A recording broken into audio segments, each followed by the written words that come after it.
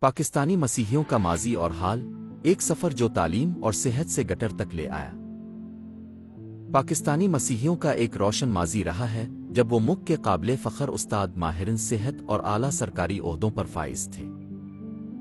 یہ افراد نہ صرف تعلیمی و طبی شعبوں میں اپنی پیشہ ورانہ خدمات انجام دیتے تھے، بلکہ پاکستان کے معاشرتی ڈھانچے میں اپنا حصہ ڈالنے کے لیے بہترین کردار ادا کرتے تھے۔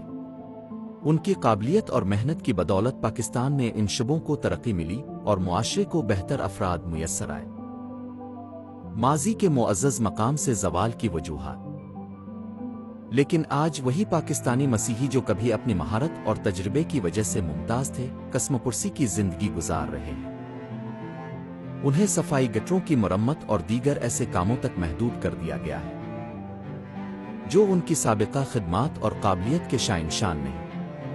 اس صورتحال کا اہم سبب وہ حکومتی اقدامات ہیں جنہوں نے مسیحی اداروں پر قبضہ کر کے ان کی آزادی کو محدود کر دیا ہے۔ پاکستانی مسیحی ادارے، جن میں تعلیمی اور صحت کے ادارے بھی شامل تھے، ہمیشہ سے مسیحی کمیونٹی کے لیے فخر کا باعث رہے۔ یہ ادارے نہ صرف مسیحی بلکہ غیر مسیحی طلباء اور مریضوں کو بھی بہترین تعلیم اور طبی خدمات فراہم کرتے تھے۔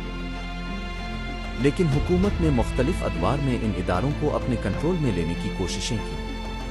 نتیجتاً ان اداروں کا معیار بتدریج گرتا چلا گیا اور ان میں کام کرنے والے مسیحی پیشہ ور افراد کے لیے مواقع کم ہوتے گئے۔ حکومتی قبضے کے اثرات۔ حکومت کی جانب سے مسیحی اداروں پر قبضے نے نہ صرف ان کی خود مختاری ختم کی بلکہ مسیحیوں کے معاشرتی مقام کو بھی شدید نقصان پہنچایا۔ حکومتی کنٹرول نے ان اداروں میں بدانتظامی اور کرپشن کو فروغ دیا، جس کے نتیجے میں مسیحی کمیونٹی کے افراد کے لیے تعلیم اور صحت جیسے اہم شعبوں میں روزگار کے مواقع تقریباً ختم ہو گئے۔ آج وہ مسیحی جو کبھی ملک کے اعلیٰ تعلیمی اور طبی شعبوں کا حصہ تھے، گٹروں کی صفائی جیسے انتہائی نچلے درجے کے کام کرنے پر مجبور ہیں۔ مسیحیوں کے حقوق کے لیے آواز۔